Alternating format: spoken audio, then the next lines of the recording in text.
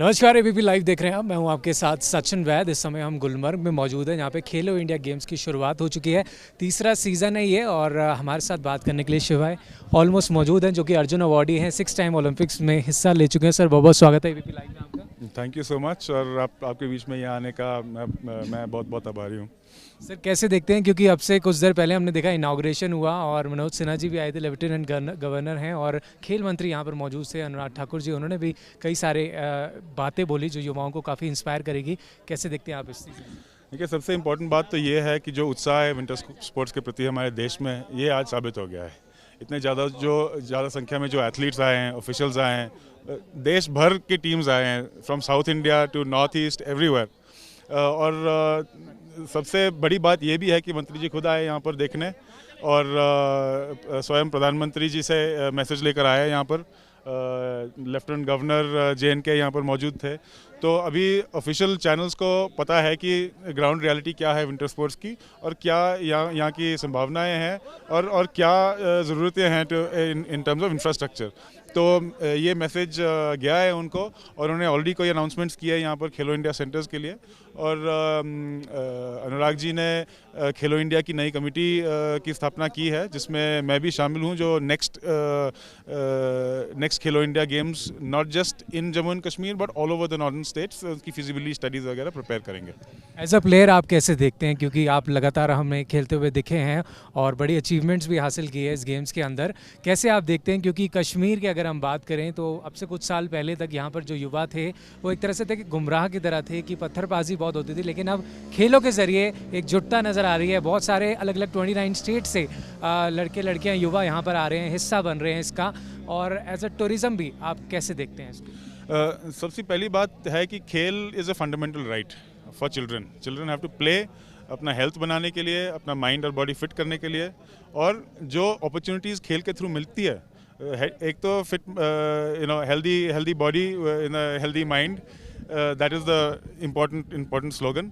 और जो opportunities, life की अपॉर्चुनिटीज़ मिलती है, बाहर जाने की, ट्रैवल करने की अपॉर्चुनिटीज़ मिलती है, एजुकेशन की अपॉर्चुनिटीज़ मिलती है, और अपनी एनर्जी को एक पॉजिटिवली चैनल करने की जो अपॉर्चुनिटी मिलती है, वो बहुत इंपॉर्टेंट है। So I think events like this are very important to come up, and not just over here, all over the country they should be there.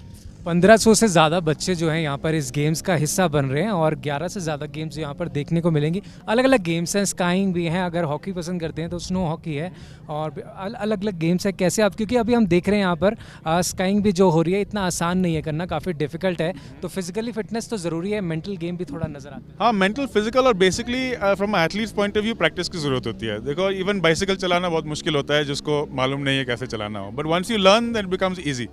तो ट्रेनिंग की ज़रूरत है। We have to catch athletes at the young age, तो उनको opportunities मिले। और जो दूसरे स्पोर्ट्स भी करते हैं, वो ऑलरेडी एथलेटिक है, वो कैसे विंटर स्पोर्ट्स में कैसे अपने देश को ओलंपिक्स में रिप्रेजेंट कर पाएँ। So there are many things that need to be looked at. Khelo India का ये तीसरा सीज़न है। हमने देखा था 2021 में भी हुआ था इससे पहले, और हमने देखा कि पहले लेह में हुआ, उसके बाद गुलमर्ग, और फिर से गुलमर्ग में आया है। ग्रास रूट लेवल पर जाकर जो बच्चे हैं उनको भी मौका मिल रहा है। अलग अलग जगहों से, राज्यों से आ रखे हैं, हरियाणा से भी हमें एक मिले, उनसे भी हमने बात करी। कैसे देखते हैं आप इस अपॉर्चुनिटी को युवाओं के लिए? मेरे ख्याल से जहाँ तक कि जम्मू कश्मीर का सवाल है, या यहाँ खास एक अटेंशन है गवर्नमेंट की कि यहाँ पर खास तरीके से इंफ्रास्ट्रक्चर बने, क्योंकि विंटर स्पोर्ट्स के through tourism, economic prosperity, infrastructure, ये सब बढ़ सकता है। तो ये गवर्नमेंट का यहाँ पर प्लान है। लेकिन this is not just in Kashmir. अभी ये जो प्लान है, ये पूरे नॉर्थ इंडिया और जो भी स्टेट्स फैसिलिटीज़ होस्ट करना चाह रही हैं, कई ऐसे भी फैसिलिटीज़ है जिनको स्नो या पहाड़ों की ज़रूरत भी नहीं है। आइस स्केटिंग रिंग्स तो शहरों में ही बन सकती है। So we have to see how we can fulfil the aspirations of youth. क्योंकि हम खेलो इंडिया गेम्स की भी बात कर रहे हैं, गेम से जुड़ा ये क्वेश्चन आपसे है, क्योंकि इंडिया में स्पोर्ट्स जो है बहुत इंक्रीज़ हुआ है पिछले कुछ टाइम पे, और खेल का बजट भी, स्पोर्ट्स बजट भी, इस सब हमने देखा कि बढ़ावा दिया है सरकार ने, क्योंकि बहुत सारी चीज़ें जिन पर काम हो रहा है, और यहाँ पर भी हमने देखा कि काफ़ी ज़्यादा काम किया गया है। ओलंपिक्स आने वाले हैं 2024 में, पेरिस ओलंपिक्स है, एशियन गेम्स भी होने हैं, और बहुत सारे एथलीट्स जो हैं तैयारी कर रहे हैं। कैसे देखते हैं आप इसे? देखिए, सबसे पहले विंटर स्पोर्ट्स के पॉइंट ऑफ व्यू ये अच्छी बात है कि विंटर स्पोर्ट्स फर्स्ट लोगों की जुबान में आ रहा है। 2024 समर ओलंपिक्स है, 2026 विंटर ओलंपिक्स भी होंगे। एवरी 2 years ऐसा साइकिल रहता है। सो इट्स वेरी इंपॉर्टेंट कि हमारे देश का झंडा इन सारे ओलंपिक्स में लहराया जाए और ऐसे ऐसे अपॉर्चुनिटीज़ दिया जाए हमारे यूथ्स को basically that's the most important thing. और जहाँ तक कि खेलो इंडिया का मोटो है एंड जो मकसद है खेलो इंडिया का is for the broad basing of sports, full India should play. और हमारी इतनी बड़ी जो जनसंख्या है इसमें से हम 0.001% भी लोग सक्सेसफुल जो रहेंगे will win all the medals in the world. आखिरी सवाल आपसे, कोई खास संदेश, कोई खास मैसेज आप देना चाहेंगे as a player, legendary player, जो युवाओं के लिए आप देना चाहेंगे? I think it is to have fun, to find brothership and camaraderie between the states, because after all we are all representing the same country, and that is the first step.